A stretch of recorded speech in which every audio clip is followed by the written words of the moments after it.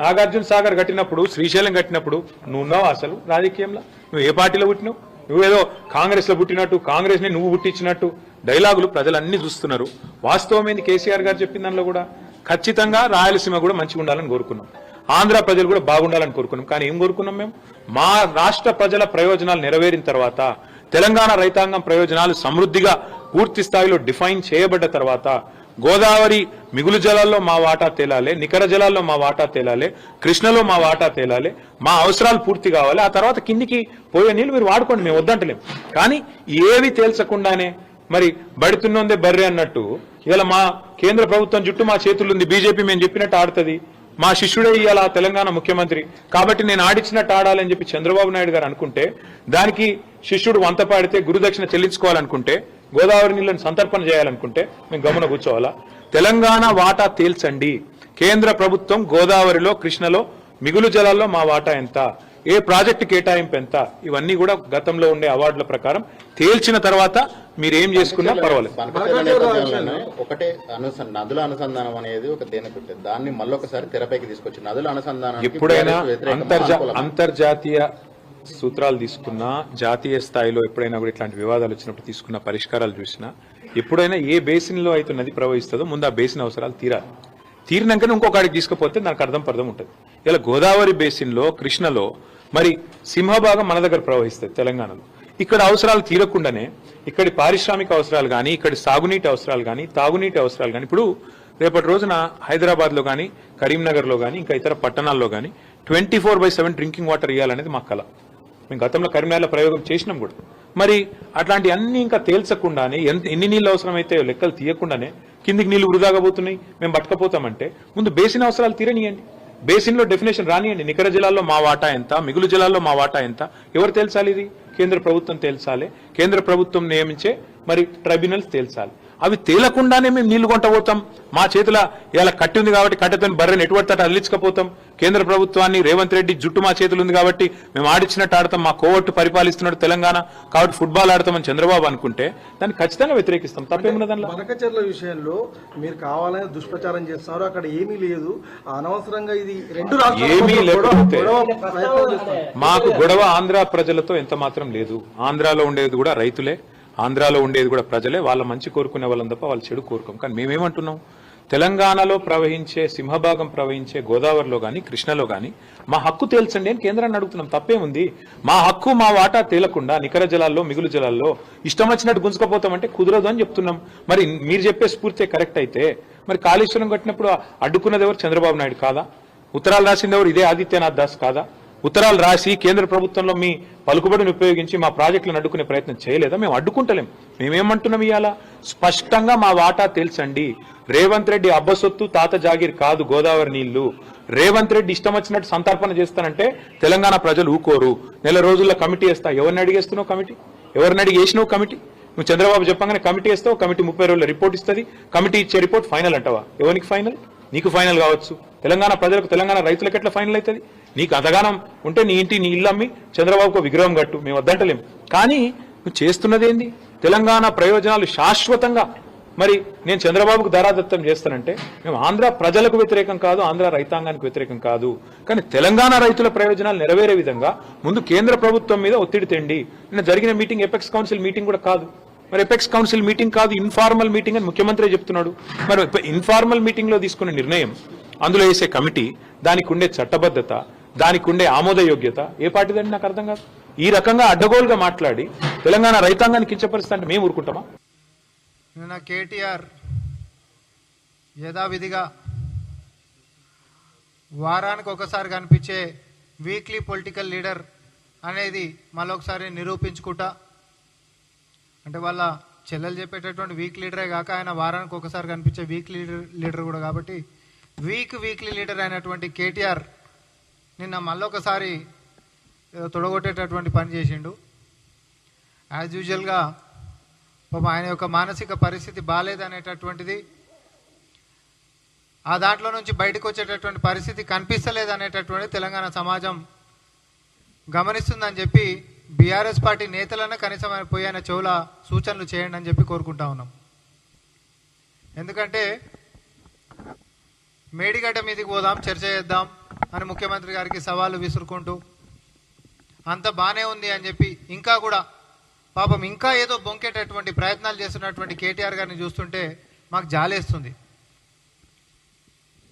గౌరవనీయులు ముఖ్యమంత్రి వర్యులు చాలా స్పష్టంగా చెప్పిండు, ఎవరైనా రాజకీయంలలో ఉంటున్నటువంటి వాళ్ళు ప్రతిపక్ష నాయకులు అనేటోడు ఎవరైనా అసెంబ్లీ పెడితే అది చట్టసభలో ఆన్ రికార్డ్ ఉంటుంది కాబట్టి వాళ్ళు చేసినటువంటి పని ఏంది, మనం చేసినటువంటి పని ఏంది అనేటటువంటిది పారదర్శకంగా ప్రజల సమక్షంలో జరిగేటటువంటి చర్చకి ప్రాధాన్యతనిస్తూ ప్రతిపక్షం ఎప్పుడు అడిగినా కూడా అసెంబ్లీ గోదావరి మీద సపరేటు, కృష్ణా మీద సపరేటు, గత 10 సంవత్సరాల్లో జరిగినటువంటి లూటి, దోచిపెట్టినటువంటి దోపిడీ అన్నిటి మీద కూడా ఎవ్వరూ అభ్యంతరం మధ్యలో వ్యక్తం చేయకుండా సంపూర్ణ సమయము ప్రతిపక్ష నాయకులకు ఇస్తామని చెప్పి అధికారికంగా ముఖ్యమంత్రి గారు ప్రకటన చేసిన తర్వాత కూడా ఇంకా కూడా మేడిగడ్డ కాడికి పోదాం, లేకపోతే ఇంకో కాడికి పోదాం అంటే మేడిగడ్డ కాడికి పోదాం అనేటటువంటి మీ మాటల వెనకాల ప్రజలు మాత్రము ఈయన మేడిగడ్డ కాదు ఫస్ట్ ఎర్రగడ్డ లేయాలని చెప్పి అంటా ఉన్నారు. ఎందుకంటే ఎన్నికల కంటే ముంగట, అసెంబ్లీ ఎన్నికల కంటే ముంగట మేడిగడ్డ కూలిందని మన అందరికీ తెలుసు. ఆయల్లా పిసిసి అధ్యక్షులైనటువంటి రేవంత్ రెడ్డి గారు, కాంగ్రెస్ శ్రేణులు మొత్తం కూడా మరి అక్కడికి పోయేటటువంటి ప్రయత్నం చేస్తేనే పోలీసు వాళ్ళని పహారా కాపించి ఏదో కాకులు పోతేనే కాల్చి చంపేసేటటువంటి చర్యలకు పాల్పడినటువంటి మీరు ఈ రోజు వచ్చి మేడిగడ్డ మీదకి పోయి చర్చ చేద్దామంటాడు. ఆయన మీరు ప్రభుత్వంలో ఉన్నారు, మీరు హయాంలో ఉన్నప్పుడు మేడిగడ్డ కూలింది, దాని మీద చర్చ చేద్దామని చెప్పి ప్రతిపక్షాలు ఆ రోజు మేము ఉన్నటువంటి వాళ్ళం పోయేటటువంటి ప్రయత్నం చేసి ఆపినటువంటిది మీరు ఈరోజు వచ్చి పోదాంపా అని అంటున్నాం అంటే మీకు మెంటల్ లేసిందని చెప్పి తెలంగాణ ప్రజలు అనుకుంటారు. కేటీఆర్, మీ మానసిక పరిస్థితి బాగాలేదు, లేకపోతే మీ బావ ఇచ్చినటువంటి స్క్రిప్ట్ బ్లైండ్గా గిట్ట చదువుతున్నట్టున్నావు. దాంట్లో కుట్రకోణం ఉంటుంది, మీ రాజకీయంగా మిమ్మల్ని పతనం చేసేటటువంటి అంశం మాత్రం ఉంటుంది. కాబట్టి గుడ్డిగా చదవకుండా కాస్త డేటాతోటి, వాస్తవాలతోటి, కొంచెం హిస్టరీని రిఫర్ చేసుకుంటా ముందుకు వస్తే మీకు కొద్దో గొప్ప క్రెడిబిలిటీ బతికేటటువంటి అవకాశం ఉంటుంది. అంతే తప్ప వేగ్గా మాట్లాడుకుంటా, పిచ్చి పిచ్చి మాటలు మాట్లాడుకుంటా, పిచ్చి పిచ్చి ఛాలెంజ్లు చేసుకుంటా ఇట్లనే గిట్ట ఉంటే మాత్రం నేను మళ్ళీ కూడా చెప్తా ఉన్నా, మీ చెల్లెలేమో మిమ్మల్ని వీక్ లీడర్ అంటుంది. మీరు వీకెండ్ పార్టీలు చేసుకున్న తర్వాత మెల్లగా నిద్ర లేచి తర్వాత వారానికి ఒకసారి వచ్చి ఏదో ఛాలెంజ్ వదిలిపెట్టేసేయాలి, సోషల్ మీడియాలో ఫేక్ న్యూస్ ప్రాపగేట్ చేయాలి, పైసలు సకాలంగా ఇచ్చేసేయాలి, మళ్ళీ మాయమైపోవాలి. ఒక్కసారి మీ సోషల్ మీడియా మాధ్యమాల్లో పనిచేసేటటువంటి పిల్లలకి ఒక నెల రోజుల పైసలు ఆపురి, మీ అసలు రూపం ఏందో బయటకు వస్తుంది. మేము చెప్పేదల్లా ఒకటే, ముఖ్యమంత్రి రేవంత్ రెడ్డి గారు ఈరోజు ఉంటున్నప్పుడు బీఆర్ఎస్ పార్టీ అధ్యక్షుడు అయినటువంటి కేసీఆర్ గారు, లేకపోతే మాజీ ముఖ్యమంత్రి లెక్క కేసీఆర్ గారు ఉంటున్నప్పుడు మరి ఆనాడు పిసిసి అధ్యక్షుడు అయినటువంటి రేవంత్ రెడ్డి గారు సమ్మవూచీలు. ఆయన ఈయనకి ఛాలెంజ్ చేసుకున్న ఒక అందం చందం ఉంటుంది. కానీ నువ్వు మధ్యలో వచ్చి ఎవరో స్క్రిప్ట్ ఇవ్వగానే గుడిగా చదివేసేసి ఎర్రగడ్డలు పడేటటువంటి మానసిక పరిస్థితికి నువ్వు పోతున్నావు అనేది మీరు తెలుసుకోవాల్సిందిగా మేము కోరుకుంటా ఉన్నాం. తుమ్మిడిహట్టి నుంచి మేడిగడ్డకి ఎందుకు మార్చిర్రో దానికి మీ కాడ జవాబు లేదు. గ్రావిటీతో వచ్చేటటువంటి నీళ్ళని పంపులు ఎందుకు పెట్టిర్రో దానికి మీ కాడ జవాబు లేదు. ఈ రాష్ట్రం మొత్తం వినియోగిస్తున్నటువంటి పవర్ కంటే కేవలం నీళ్లు తోడడానికే ఎక్కువ పవర్ అవుతుంది అనేటటువంటి యొక్క నిర్ణయాలకి ఎందుకు పోయినరో మీ కాడ జవాబు లేదు. అసలు చారానా కోడికి బారణ మసాలా ప్రాజెక్టు నిర్ణయాన్ని మీ నాయన ఎందుకు తీసుకుండో మీ కాడ జవాబు లేదు. ఇవన్నిటికీ జవాబులు లేకుండా ఛాలెంజ్ ఛాలెంజ్ ఛాలెంజ్ ఛాలెంజ్, నీ తోడలు కాదు పక్కన తోడలు కూడా కొట్టేటట్టు నువ్వు ఈరోజు బయటకు వచ్చి ఏదో కోడిపుంజి లెక్క మాట్లాడినంత మాత్రాన అది మీ కీర్తి ప్రతిష్టలు మాత్రం పెంచదు. మీ మానసిక పరిస్థితి బాగాలేదనేటటువంటిది మళ్ళా కూడా రుజువు చేసుకుంటా ఉన్నారు. బావలు ఇచ్చినటువంటి స్క్రిప్టులో లేకపోతే చెల్లెలు చేసినటువంటి విమర్శలకు లోనవ్వకుండా మీరు సొంతంగా గతంలో జరిగినటువంటి విధానాలని కొంతమంది టెక్నికల్ నాలెడ్జ్ ఉంటున్నటువంటి వ్యక్తులను పక్కన పెట్టుకొని ప్రజల ముందుకు వస్తే మీ గౌరవం మిగులుతుంది. అరే ఇప్పుడు అవినీతి కుంభకోణం, అవినీతి అంటేనే అవినీతి, కాళేశ్వరం అనేటటువంటి అతిపెద్ద కుంభకోణంలో ఒక 3 అధికారులను అరెస్ట్ చేస్తే, ఏసీబీ దాడులు చేస్తే 1000 కోట్లు రాలినాయి. 1000 కోట్లు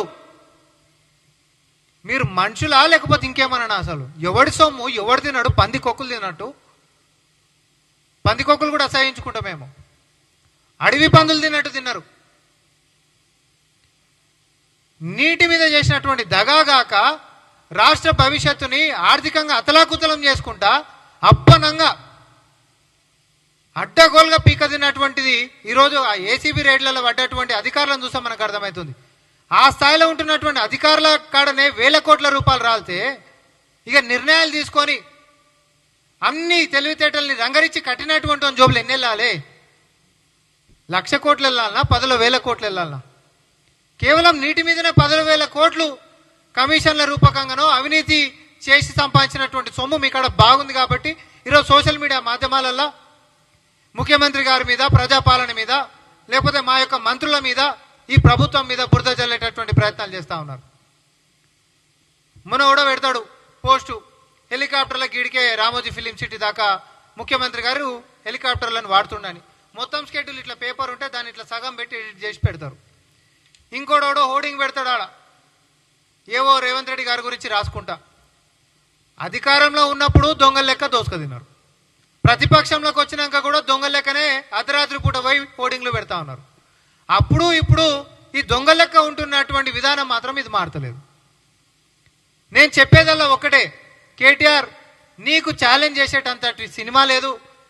కనీసము డేటా అనేటటువంటిది కొంచెం తీసుకొని దాని మీదకించి మీరు మాట్లాడితే పోనీ మీ కాడ ఉంటున్నటువంటి తెలివితేటల్ని మొత్తం రంగరించుకొని సిద్ధం చేసుకొని అసెంబ్లీ ఎప్పుడు అనేటటువంటి అంశాన్ని పెట్టుకొని అసెంబ్లీలో ప్రజల ముంగట మీరు రండి, మీ నాయన రండి, మీతో పాటు గెలిచినటువంటి వాళ్ళు అందరూ రండి, చర్చకు సిద్ధం అని చెప్పి ముఖ్యమంత్రి గారు చెప్పిండ్రు. మళ్ళా దీని మీద చర్చించాల్సినటువంటి అవసరం లేదు. మీకు దమ్ము ధైర్యం ఉంటే అసెంబ్లీలకు మీ నాయనతో పాటు రండి, చర్చలకు మేము సిద్ధంగా ఉన్నాం. అంతే తప్ప బురద రాజకీయాలు చేస్తే మేడిగడ్డ కాదు, నిన్ను ఎర్రగడ్డ పంపించడం మాత్రం ఖచ్చితం. Thanks for watching. Don't forget to subscribe to our channel to get first-hand news.